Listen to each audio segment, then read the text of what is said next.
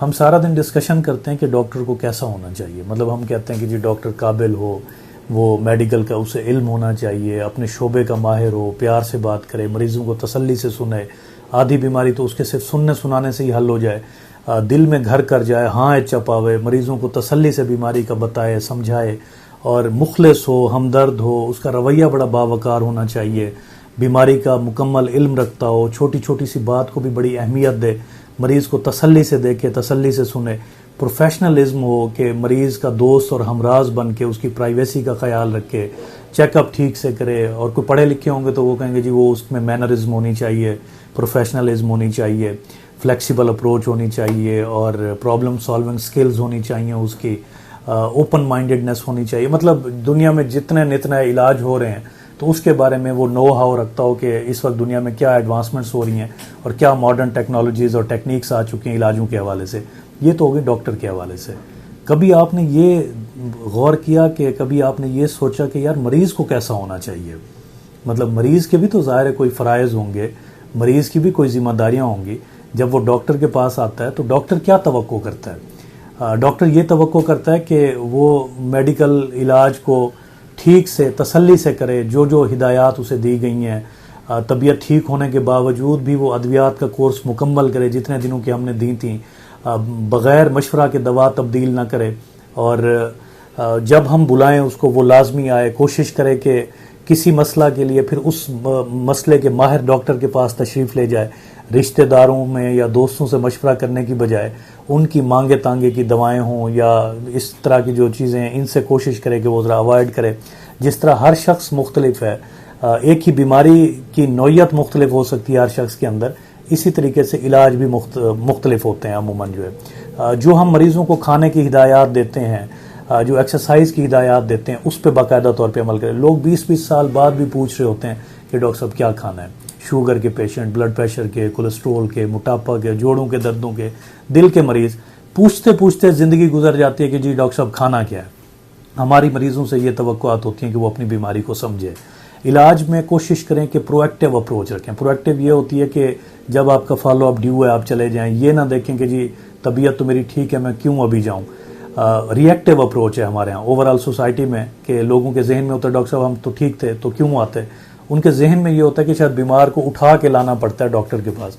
तो कोशिश करनी चाहिए कि उसको प्रोएक्टिव अप्रोच रखनी चाहिए, और जिस भी डॉक्टर के पास जाएं कोशिश करें कि अपना मेडिकल का रिकॉर्ड लेके जाएं, अपनी फ़ाइल, अपने नुस्खे, अपने रिपोर्ट्स, अपने टेस्ट हैं, आपकी ECGs हैं, MRIs हैं, एक्सरेज हैं, अल्ट्रासाउंड हैं, कुछ भी ऐसी चीज़ें वो डॉक्टर के पास लाजमी लेके जाएं।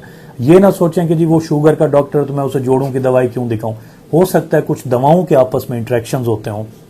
किसी भी डॉक्टर का कोई भी नुस्खा हर डॉक्टर के लिए फ़ायदेमंद होता है, और कोशिश करें सिर्फ उसी डॉक्टर के आप नुस्खे लेके ना जाएं, जिन जिन डॉक्टर्स को आप दिखा रहे हैं कोशिश करें कि उनके भी नुस्खे लेके जाएं। और जब भी डॉक्टर के पास जाएं अपना मॉनिटरिंग रिकॉर्ड, शुगर का रिकॉर्ड है आपका ब्लड प्रेशर का रिकॉर्ड है, आपका कोलेस्ट्रोल है, वज़न की रीडिंग्स हैं, कुछ भी इस तरह की चीज़ें रिपोर्ट्स हैं वो भी आप लाजमी लेके जाएं। मरीज़ कहते हैं कि जी डॉक्टर साहब शुगर बढ़ी हुई, हम पूछते हैं कितनी रही है, वो कहते हैं वो तो पता नहीं 6 महीने पहले आपने चेक की थी और 6 महीने के बाद आज हम दूसरी दवा चेक करेंगे क्यों नहीं कंट्रोल हो रही। तो जब आप इसको रिकॉर्ड में रखेंगे, मॉनिटरिंग करेंगे, फिर डॉक्टर आपका बेहतर तरीके से इलाज कर सकेगा।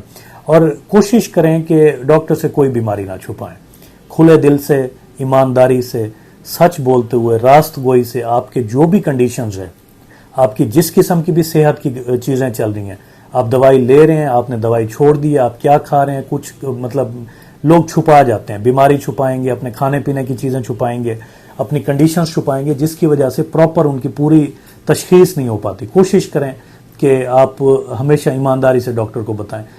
ये जब भी आप कुछ छुपाएंगे तो इसका नुकसान आपको होगा, आपकी तशखीस प्रॉपर नहीं रहेगी।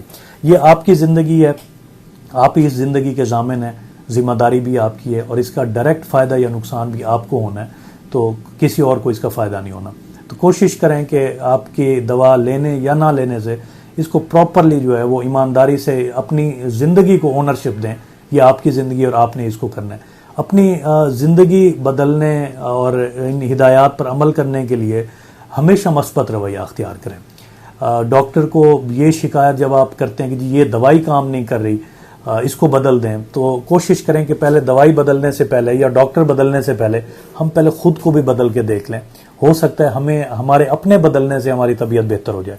हम खुराक नहीं बदलते, हम परहेज नहीं बदलते, हम वॉक नहीं करते, हम टेंशनें बहुत ज़्यादा लेते हैं, हम दवाई का पूरा कोर्स नहीं करते। जिस दवाई ने असर आपको 15 दिन में, महीने में करना है, और हम चाहते हैं कि पहली या दूसरी गोली खाने से ही उसका असर हो जाए, तो इस तरह नहीं। कुछ दवाएं बड़ा टाइम लेती हैं आपके जिस्म में एडजस्ट होने के लिए, तो कोशिश करें कि डॉक्टर और दवाएं बदलने की बजाय आप खुद को बदलें, इससे शायद अफाका हो जाए। और बीमारी के बारे में अपने इल्म में इजाफा करें। इब्न अब्बास से किसी ने पूछा था कि आपके पास बड़ा इल्म है, ये कहाँ से आया? उन्होंने कहा कि जी मैं सवाल बहुत करता था। तो ये जितना भी आप बीमारी को समझेंगे आपका इलाज बेहतर होता जाएगा। मैं शुगर के हवाले से कहता हूँ नो डायबिटीज़ और नो डायबिटीज़। अगर आप इस बीमारी का फहम, नॉलेज, विजडम और इदराक रखते हैं तो आपको तो फिर कोई बीमारी ही नहीं है। तो कोशिश करें बीमारियों के बारे में अपने इल्म में इजाफा करें, और दौरान इलाज कोई भी मसला आपको दरपेश आए, कोई भी गैर मामूली सी चीज़ होगी, कुछ मसला हो गया, कोई साइड इफ़ेक्ट आ गया, कुछ भी हो गया, तो फ़ौरन अपने डॉक्टर से रुजू करें। इंतज़ार ना करें कि जी अभी तो मेरे जाने को कोई 15 दिन रहते हैं, महीना रहता है, हफ्ता रहता है, फ़ौरन उनके नोटिस में दें। अब तो डॉक्टर्स रेस्पॉन्ड करते हैं, व्हाट्सएप नंबर्स हैं, आप उनके पेजेस पे जाते हैं, आप किसी भी तरीके से आप फ़ोन पे उनसे मशवरा ले सकते हैं। कोशिश करें डॉक्टर को अपना ये ज़रूर आगाह करें, और डॉक्टर के पास जाएं तो फिर कोशिश करें कि जो अहम तरीन चीज़ें हैं, जिस मकसद के लिए आप गए हुए हैं डॉक्टर के पास, तो कोशिश करें आप उन पे ज़रा ज़्यादा जोर दें। शुगर 500 होती है, मरीज़ कहता है कि डॉक्टर साहब मेरा पेशाब ठीक कर दें, डॉक्टर साहब मेरा मैदा डिस्टर्ब है, वज़न कम कर दें, मेरे बाल गिर रहे हैं। मतलब आप हमेशा कोशिश करें जो बड़ी बीमारी के लिए आप गए थे उस पर ज़रा ज़्यादा जोर दें। ब्लड प्रेशर 200 पे पहुंचा होता है, डॉक्टर साहब मेरा सर का दर्द ठीक कर दें, मेरे पट्टों का खिंचाव है, अच्छा 6 महीने से खांसी लगी हुई है डॉक्टर साहब, वो तो ठीक है, वो डॉक्टर ने ढूंढना है, लेकिन आप कोशिश करें कि चीज़ों को इधर उधर ड्रैग करने की बजाय जो इस वक्त आपके बड़े मकसद थे, जो बड़े मसले हैं, जो बड़ी एमरजेंसीज हैं, उनको कोशिश करें कि पहले डील करें। और अपने डॉक्टर या आपके जो हेल्थ केयर प्रोवाइडर्स हैं, या ये जो पूरा एक सेटअप है, इसके कोशिश करें कि इसके इज़्ज़त एहतराम में कमी ना आने दें। ये मोस्टली लोग, बहुत सारे लोग, डॉक्टर्स जो हैं या जितने भी लोग हैं, तो ये मुखलिस होते हैं अमूमन जो है। उसमें यह है कि कोशिश करें कि आप खुद भी मस्बत रहें, ओवरऑल इस सारे प्रोसेस को भी मस्बत रखें, जिससे आपका इलाज बहुत बेहतर होगा। अपना ट्रस्ट रखें, एतमाद रखें, आपका डॉक्टर आपको कभी भी लेट डाउन नहीं होने देगा। अमूमन केसेस में ऐसा ही होता है।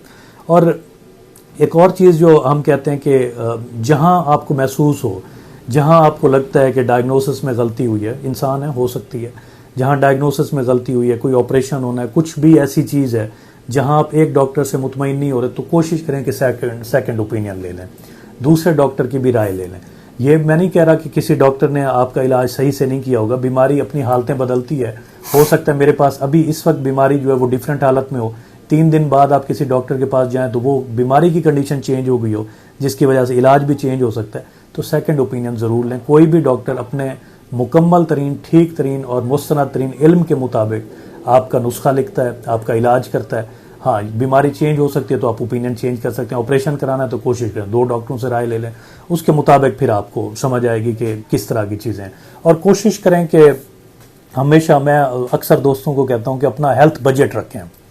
हम हर चीज़ का बजट रखते हैं, हम घर का राशन का बजट रखेंगे, हम बिजली के बिल का रखेंगे, बच्चों की फीस है, शादी ब्याह, खुशी गमी, इवन के बहुत सारे जगहों पे कोर्ट कचहरी के बजट रखे जाते हैं। तो ये वो वाहिद चीज़ है जिसके लिए हम तैयार नहीं होते, वो है हेल्थ एमरजेंसी। आपको कोई भी हेल्थ एमरजेंसी हो सकती है, उस वक्त फिर हम मांग तांग रहे होते हैं, हम दोस्तों से हेल्प लेते हैं, हम रिश्तेदारों से हेल्प लेते हैं, और फिर उन पर नाराज़ भी होते हैं। आजकल के क्राइसिस के दौर में किसी शख्स के पास वाफिर नहीं है और हर शख्स अपनी अपनी जंग लड़ रहा है। कोशिश करें कि आप खुद अपना हेल्थ बजट जो है थोड़ा सा बेशक वो उसको एक साइड पे रखते जाएं कि कभी भी कोई मसला हो तो उसको कोशिश करें कि उसको इस्तेमाल करें। Prevention is better than cure, हमेशा हम कहते हैं। तो कोशिश करें कि मरीज़ जो प्रिवेंशन की जितनी भी चीज़ें उस पर अमल करें। कहीं किसी चीज़ के लिए इम्यूनाइजेशन होनी है, किसी की वैक्सीनेशंस हैं, कोई स्क्रीनिंग करनी है, कोई आगे की बीमारियों से बचाव के लिए कोई चीज़ें करानी थी, कोई वॉक है, कोई लाइफस्टाइल चेंजेस है, तो कोशिश करें कि अपने आप को प्रिवेंटिवली आप थोड़ा सा तैयार रखें और पहले से ही संभल जाएं कि आगे जाके बीमारियां क्या होने जा रही हैं। जब भी आप किसी हॉस्पिटल में जाएं, किसी भी हेल्थ केयर सेटिंग में जाएं, कोशिश करें कि वहाँ की प्राइवेसी, दूसरों की प्राइवेसी और हकूक़ का ख्याल रखें। जिस तरह आप अहमियत चाहते हैं, दीगर जितने भी पेशेंट आए बैठे होते हैं उनकी भी अपनी एक अहमियत होती है।